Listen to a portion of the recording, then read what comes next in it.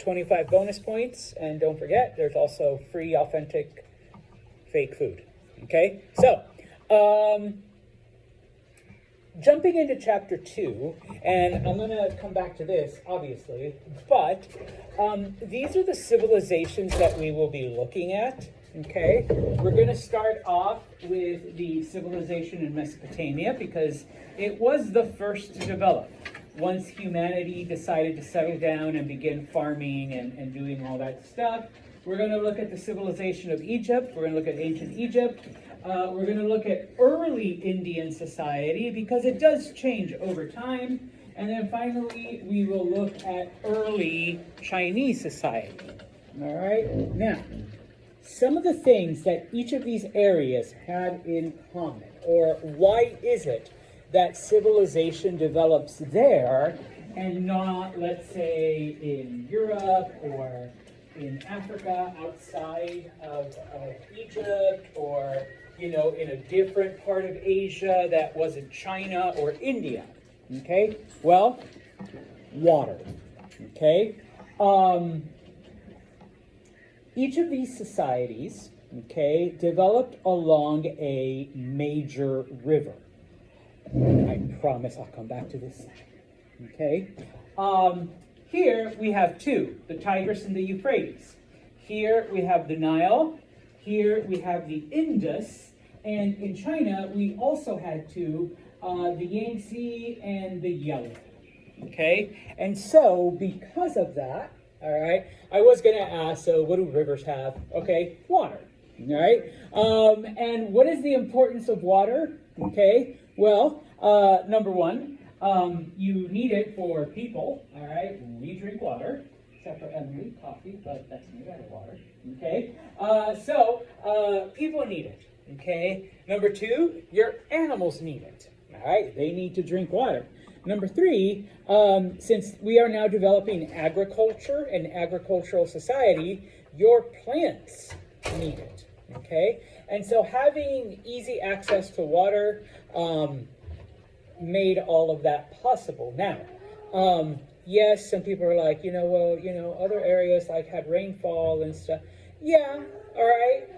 But humans quite haven't developed, the ability to, dig wells and access the water table, because that's what happens when it rains. The rain seeps through, it's underground, then you have to dig for it.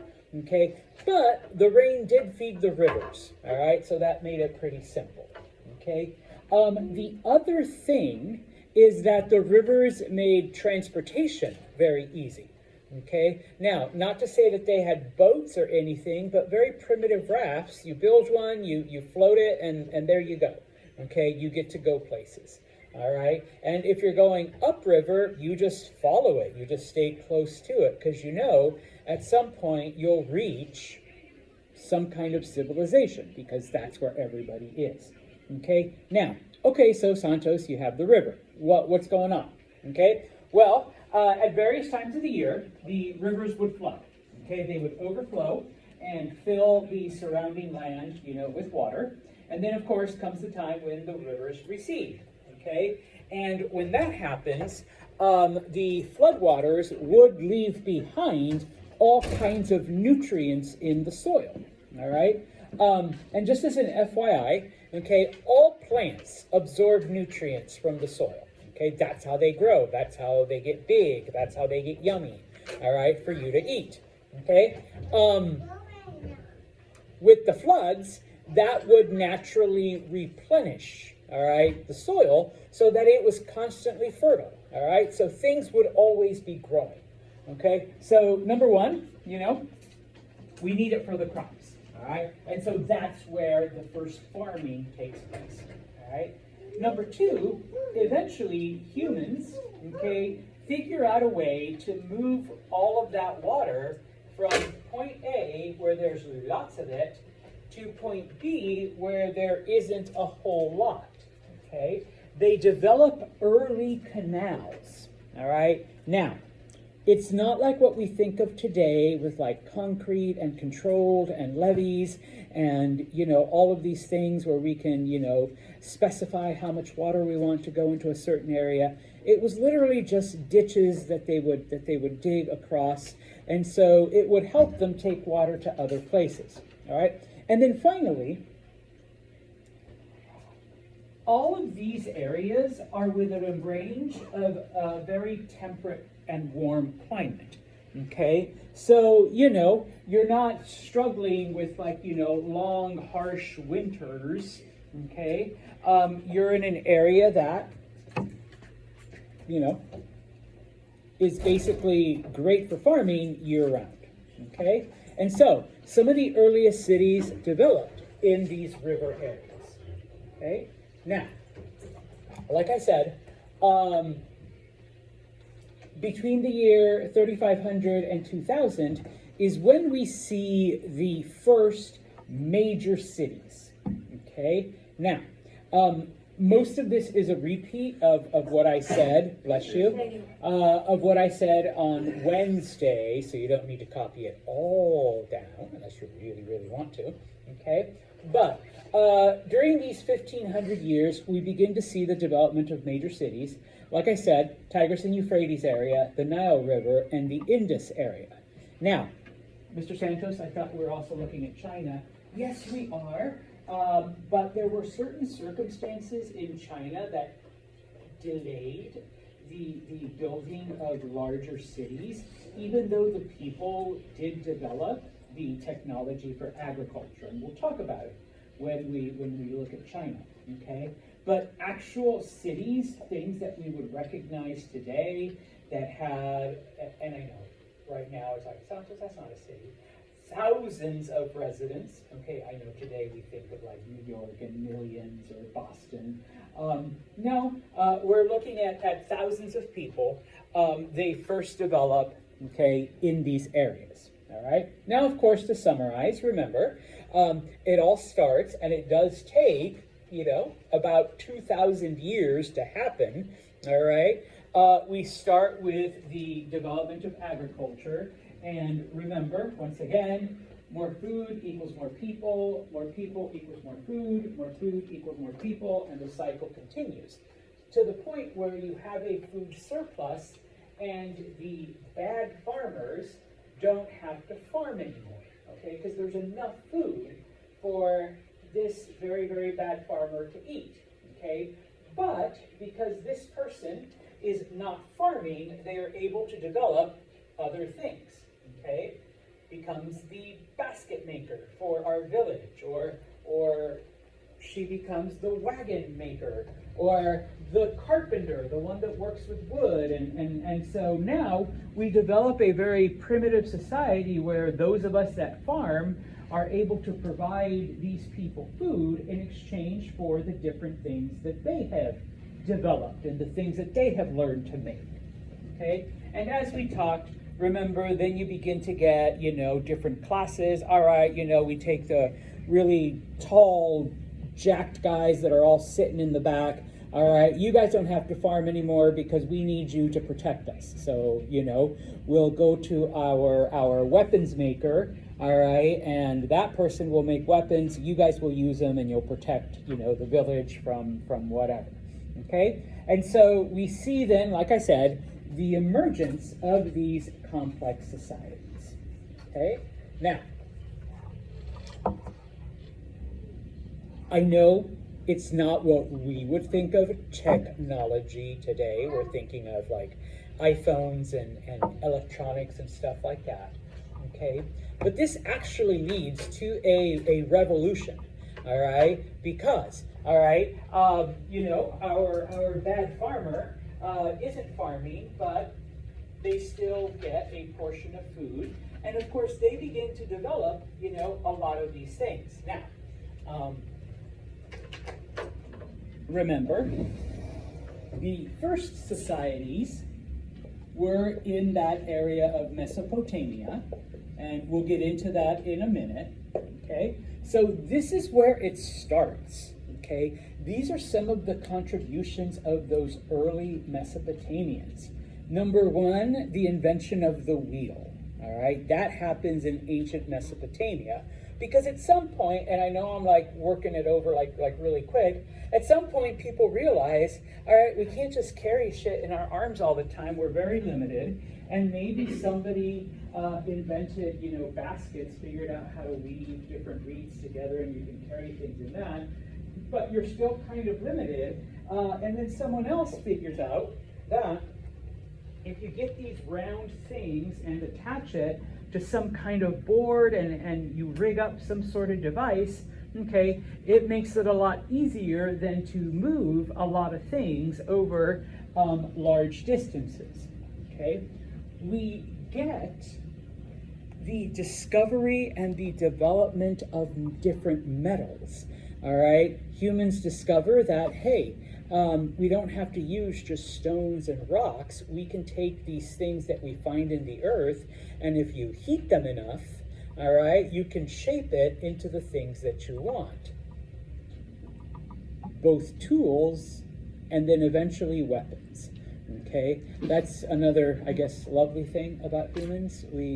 Whatever people invent, we can figure out how to weaponize it in some way, shape, or form. All right, now, one of the earliest things that the Mesopotamians do, okay, is there's lots of copper in the area, all right? Eventually they discover another metal, tin, and just by playing around, the various smiths, the people that are working with metal, and this is one of your test questions. What's the recipe, all right? If you heat up copper and tin and you mix them together and then let them cool, you get a third metal. You get an alloy called bronze, which is stronger than either one of these, all right, on their own, okay? For thousands of years, the Mesopotamians had the secret of bronze, okay?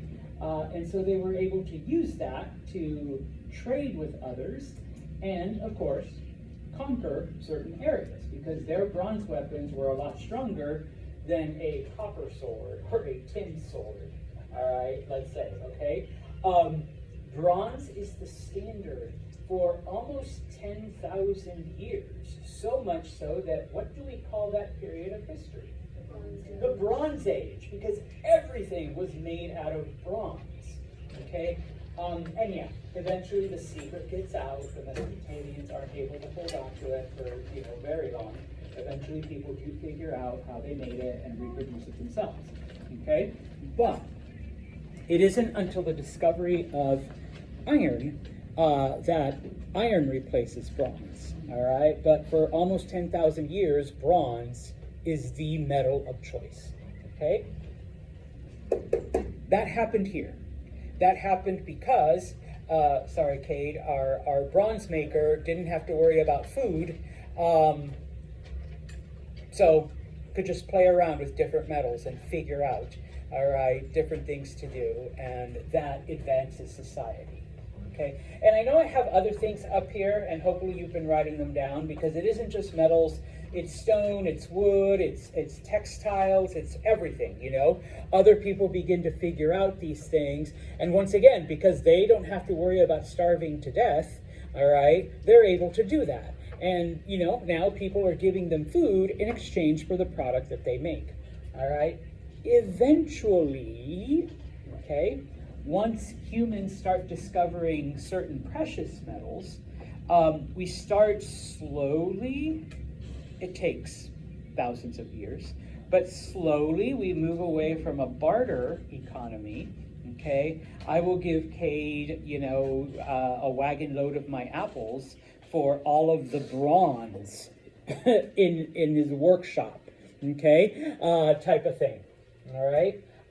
Now, not everything can be found in Mesopotamia. So little by little, they begin to exchange in trade, okay, with various cities throughout Mesopotamia, all right? One of the other things that we begin to see, and once again, it's over thousands of years, okay, with the development of all of this, number one, suddenly certain people feel like they're more important than others. Okay? Certain things have an intrinsic value that's more than something else. So that it eventually gets to the point that the farmers are at the bottom of society, even though it's because of them that all of this is possible. Okay? So maybe the smith who is making all of the bronze becomes important. Okay? Maybe the person that develops all of our wagons, our means of transportation and moving things, becomes important. And the artist, sorry, Adnan, all right, the artist is okay. It makes our house pretty, but I can live without a pretty hut, all right? So maybe the artist is a little lower on the social stats. Still more important than a farmer, okay? But stuff like that, okay? We also see a change in gender roles, and I will apologize to you ladies, because throughout history, what is your job? Baby. Yeah, cook, clean, make babies. That's it. Okay? Anything outside of that? No. All right? It's all closed off to you. Okay?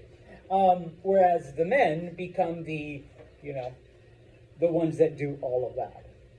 Okay?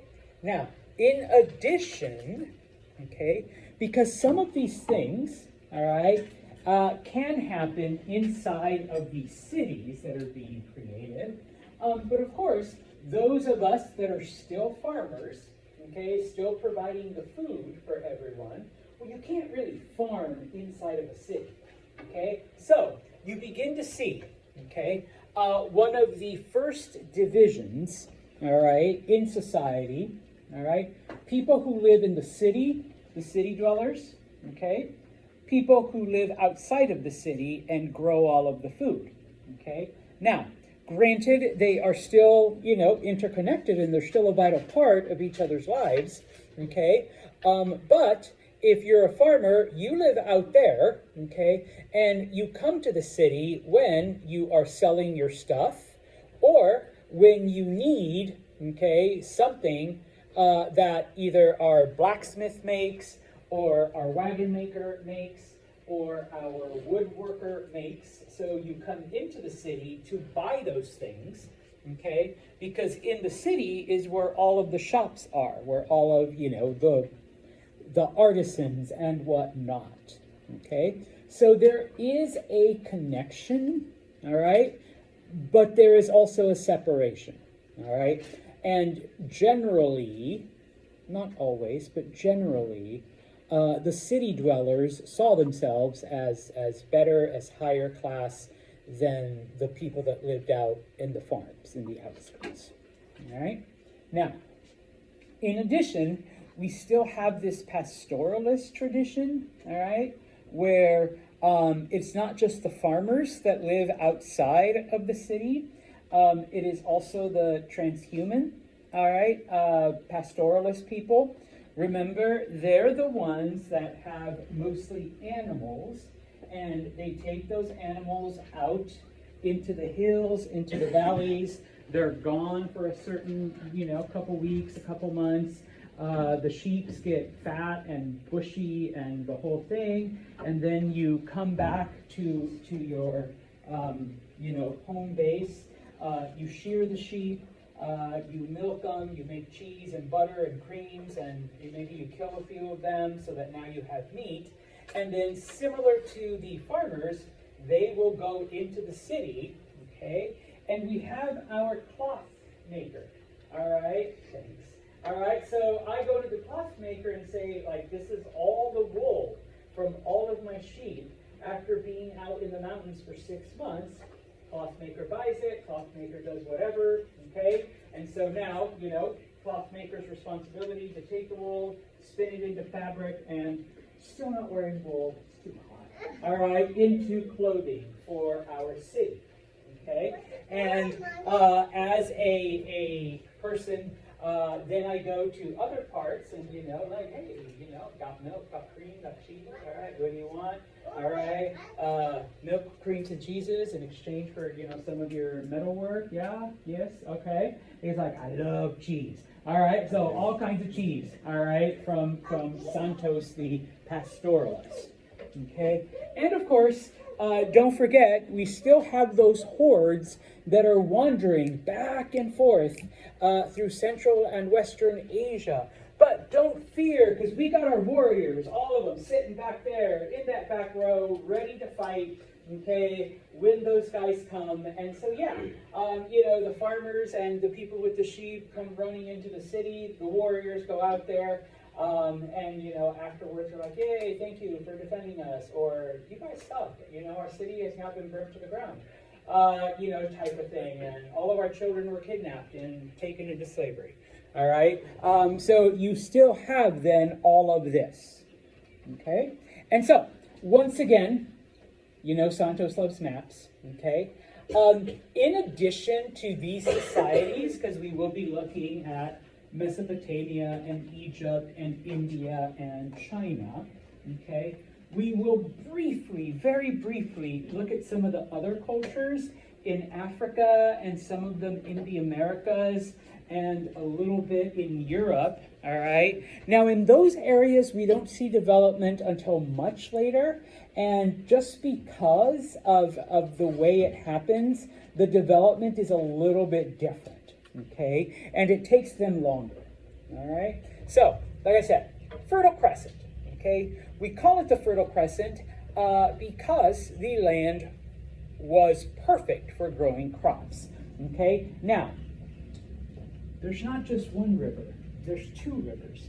And so when both of these flood, this entire area then is left with nutrient-rich soil, and especially between, all right, so that all kinds of stuff can grow, okay?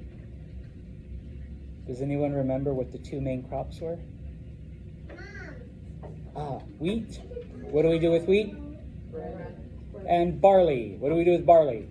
Beer. Yes, bread. I was going to say the two B's, bread and beer. All right, that's what early humans ate. Of course, with the other stuff, we have milks and cheeses and meats and all of that other yummy. But, can't have, cheese without some beer or some bread type of thing. All right, let me make this a little bit just because I think it's, yeah. All right, so number one, because I will ask you, I'll already tell you straight up, it's a multiple choice question. You need to know where Mesopotamia is. All right, Mesopotamia is modern day Iraq.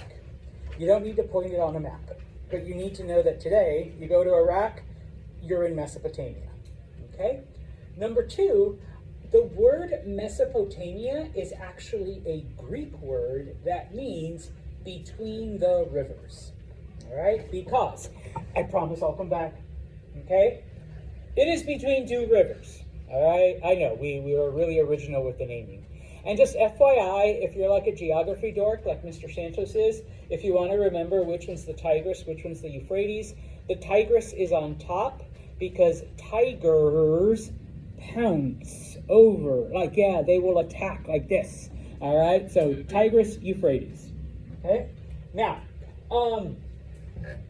both the Tigris and the Euphrates, okay, constantly flood uncontrollably. All right, so on one hand, that's good because it means that the soil is always fertile, okay? And so humans can plant whatever crops they want to plant, okay? On the negative side, though, because the flooding happens without any warning, sometimes it might be huge, sometimes it might only be a little bit, okay? The people never quite knew what was going to happen, and so sometimes it was fine. It helps, it provides us more water and more nutrients for the soil. But then sometimes it would literally destroy everything, okay? It would wash away all the crops, it would wash away the huts, and and destroy the city walls, and then, people had to start over. Okay? And so, it was completely unpredictable. The people had no idea, all right, when the rivers would flood, or what kind of damage to expect, or what kind of rebuilding they would have to do. Okay? Now, along with this, so basically the people had to figure out how to try to control the river and how to harness the power to try to, reduce the actual destructiveness of it. Okay? And so, number one, okay, they realized that if they built things, if they just made higher bits around the river, if they built levees, it would help. Okay? Now, they haven't developed concrete or any kind of they didn't think, for them metals were used for weapons and tools, not necessarily for walls. So it was just dirt. Okay? They would just pile more and more dirt at the edges of the river. Okay? In addition, they figured if we can provide an outlet for some of this water, not only can we minimize its destruction, but we can channel it into areas where it would normally not reach, and so we can expand our farmland that way. Okay? But once again, it wasn't a canal the way we think of them today. They were basically just trenches in the dirt. So this required constant maintenance and constant digging and constant work. All right?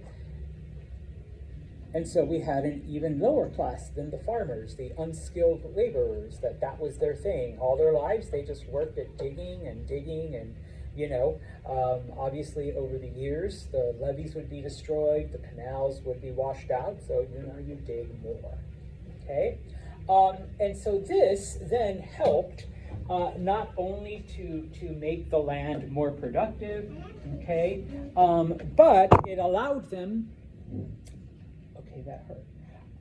It allowed them to grow more food and then use that food surplus to trade with other areas, okay? Because besides the fertile soil, Mesopotamia really had nothing else going for it. Okay? So, yeah. Okay? So other than the fertile soil where they were able to grow different kinds of food and have a food surplus, okay, Mesopotamia really had no other natural resources. Okay? And so, yeah, food's important. People aren't starving. But where is our blacksmith going to get metals to make us bronze weapons and tools? Where is our wagon maker going to get wood to, shape into wheels and make wagons? Where's our basket maker going to get reeds and straw and other materials, to bring about, those baskets and those other things, okay? And so, because of that, all right, the Mesopotamians had to engage in trade with other regions, all right, which really was simple. Initially, they followed the Tigris and the Euphrates. The Tigris and the Euphrates both start in the mountains of what today is Turkey, okay? Up in those mountains, number one, there was trees, specifically cedar trees, okay?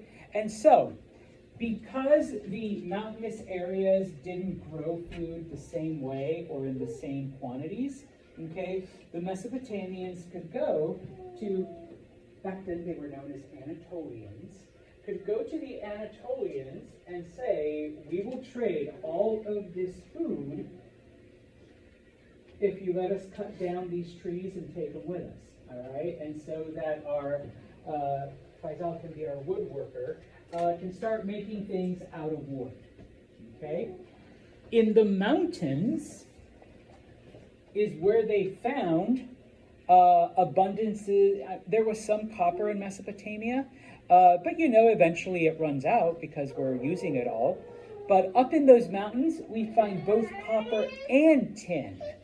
Okay, so that our smith, all right, can then use that to make tools and weapons and all of that stuff. So we go once again to the Anatolians because we have all kinds of food surpluses and say, dudes, here's more food. Can we go up into those rocks and those metal bits? We're just going to take that. All right, we're just going to mine it and take it with us. Okay, and so boom. Okay, and then of course, because we are slowly moving away from a barter economy, we're still bartering. Okay, but at some point, humans realize that hey, if we use these pretty stones or the I thought I brought plans with me. Or these pretty pieces of metal. Instead of saying, Anatolians, we'll just give you all this food, we can just say, we'll give you these shiny pieces of metal or these shiny stones. And use that as currency, okay? And so up in those areas, there was all kinds of precious stones, but specifically there was one called lapis, which was a blue gem that at the time everybody went crazy for.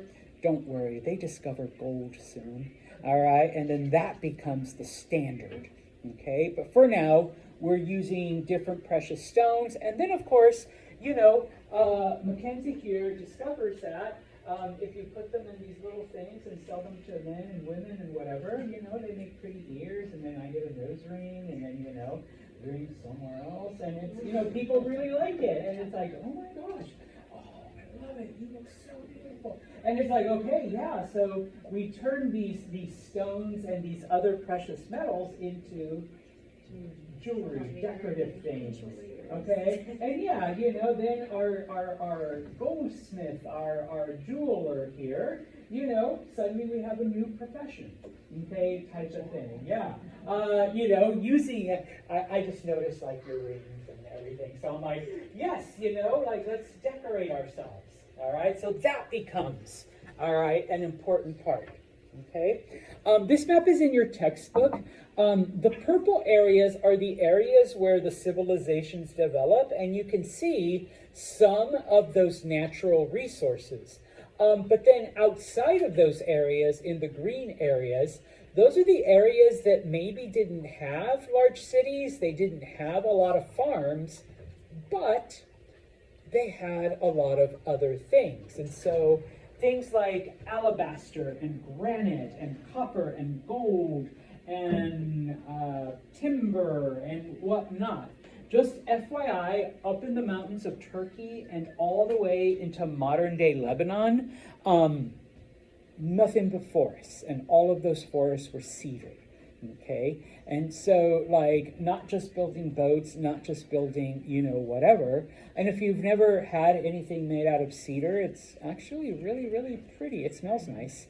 All right, it really does. It's I don't know. I prefer the smell of cedar over pine. Some people are like, no, pine is really pretty too. Whatever. But cedar also helps preserve. Okay, because remember. We've got our wool person here who makes cloth. Okay, if you don't want your wool stuff to get eaten by moths, by other animals, what do you pack it in? Cedar. Okay, so yeah, so we have our wood person, our cedar maker, making us place things where we can keep our clothes, and our clothes last longer. Cedar is a natural protectant for wool clothes. All right, so yeah.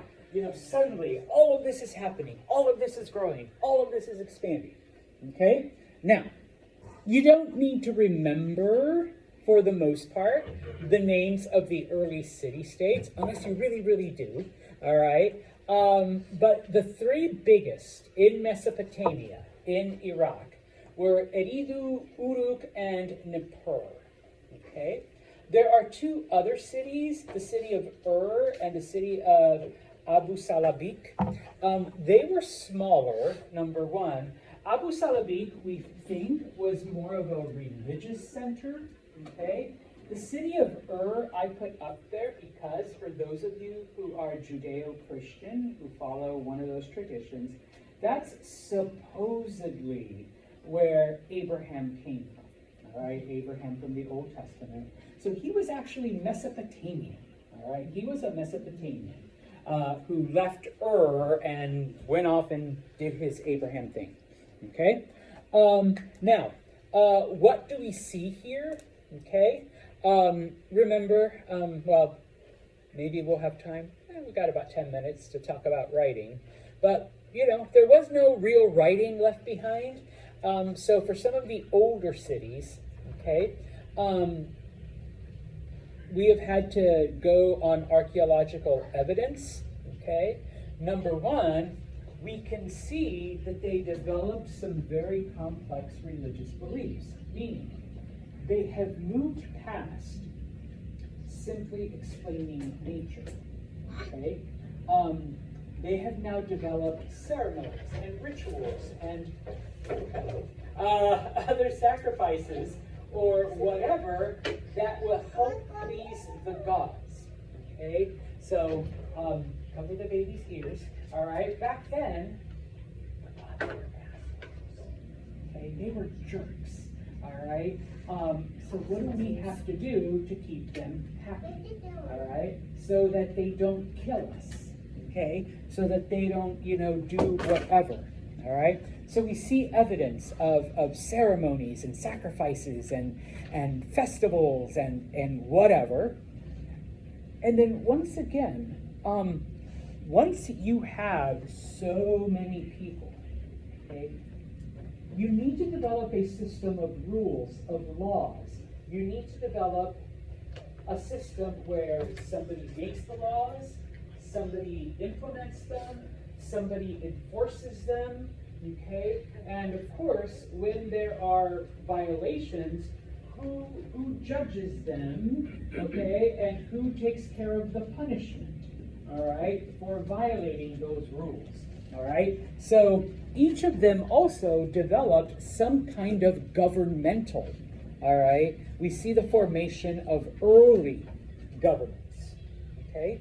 And so, we're going to talk about it in more detail, okay? The various cities that form in this area, okay? And I'll talk about what this division is and what eventually happens, all right? But, okay, looking at some of the basic, okay, cities. Now, we refer to them as city-states because, they went from settlements to villages to towns to this complex city. And basically, that was it. That was the city, okay? Because over time, all right, let me see. Can you see that?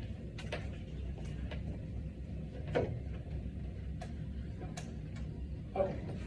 Because over time, okay, we do see the development and the expansion of religion, okay?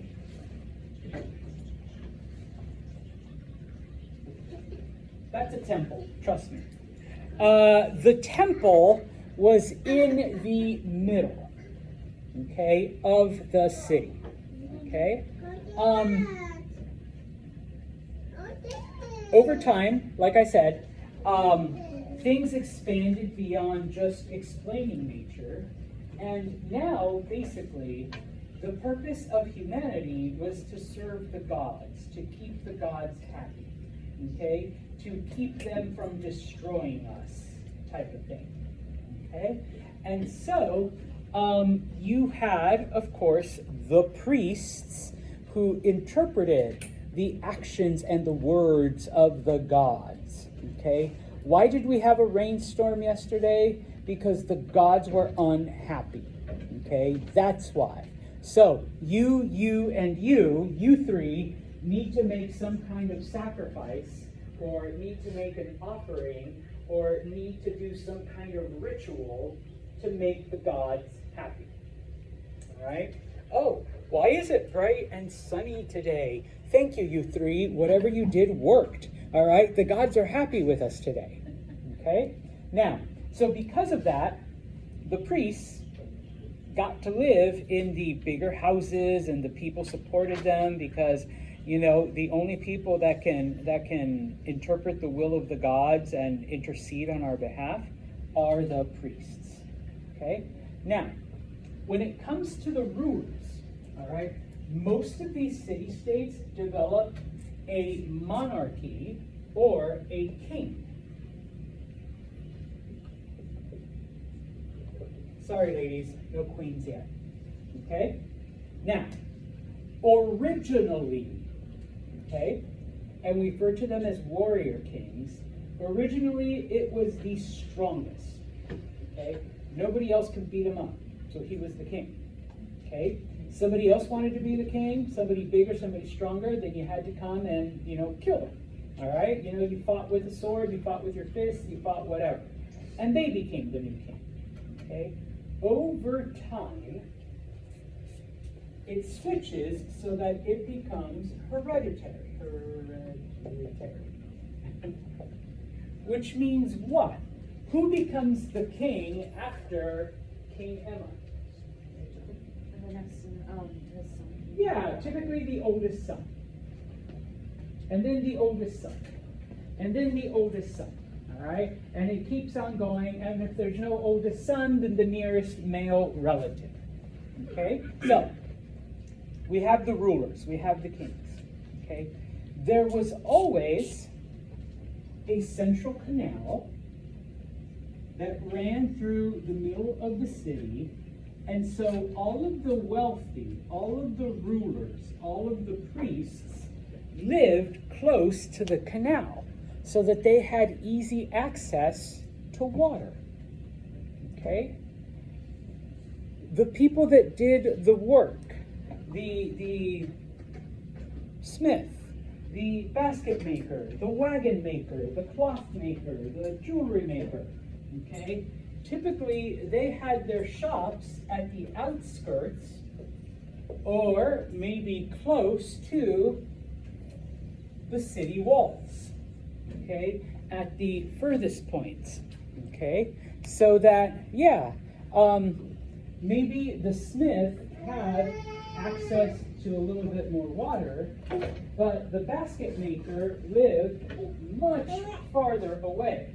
So it took longer to get water, all right? So basically you were divided into that hierarchy. If you lived close to the canal, you were more important. The farther away, you know, the lower on the social strata that you were.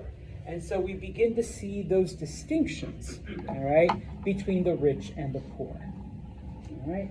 And of course, who's completely left out of this, or at least out of the city? Yes, the farmers, okay? They were like, you guys aren't even like worthy to live in these walls with us. Even our, sorry, Emily, our lowest basket maker, all right, is more important than the farmer, okay, type of thing, all right? Now, because everything depended on keeping the gods happy, because they controlled everything, okay? We begin to see, and this typically becomes the birthplace of many of the rituals and festivals and celebrations that we have. Bless you. Okay? In English, the word holiday comes from holy day. All right? Many of the things that we celebrate started off as a way to keep God or the gods happy. Okay? Things like New Year's. Okay, thank you, gods, for letting us live another year, for not flooding my house, for not killing my children, and not ruining my crops. So we're going to celebrate. Okay? From the beginning of time, humanity has celebrated, you know, the changing of certain nature cycles. All right, the spring equinox, the fall equinox, the solstices. Okay, because they knew that the days were about to get longer or the days were about to get shorter. Okay, and yeah, many of our holidays today follow some of those things. Okay, now, as I said, at first, the rulers, it was basically whoever was the strongest, might made right. eventually those things become hereditary, where the oldest son takes over the throne. Okay? At some point, because you never know, all right? Maybe the king has a child, all right? Sorry, Chris, who is weak and sickly, okay? But no, but you know, that's my son. So they are going to become king, all right? And yes, some people would be like, fuck that, you know, we want someone strong. We want someone who can rule over us, all right? So, suddenly, no. It's not just because Chris is the oldest son, but because our rulers have been chosen by the gods. The rulers are in Egypt, eventually, people were like, it's not just that they were chosen by the gods, they're part God, okay? You know, we'll talk about that when we get to Egypt. But in this case, this family was chosen by the gods. So if you try to murder Chris because you don't think they're going to be a good king, not as good as their dad, of course. Say, of course, sorry, Chris. You're not just going against, like, you know, the royal family, but who are you actually going against? The gods, yeah. And you know what happens when the gods aren't happy? Storms and floods and pestilence and plagues and like all of that shit. So if you really want to risk that, okay, go ahead. Off with the head, all right, and put in someone else, okay? But you know, let's keep things, you know, the way they're supposed to be. Last part, you do need to know this Z word, ziggurats. Ziggurats were the names of the temples in ancient Mesopotamia. That's where people went to pray and give their offerings to the gods. Okay, I'm sorry, and I should have flipped these because this then shows us. You know, I think I mentioned I've had students say, you know, when I asked the original purpose of religion, oh, to help the government, you know, subject the people. No, that comes a couple thousand years later. Well, we're there now. Okay, so now the religion helps to keep the ruling family in power, and the ruling family, of course, is going to protect the priests.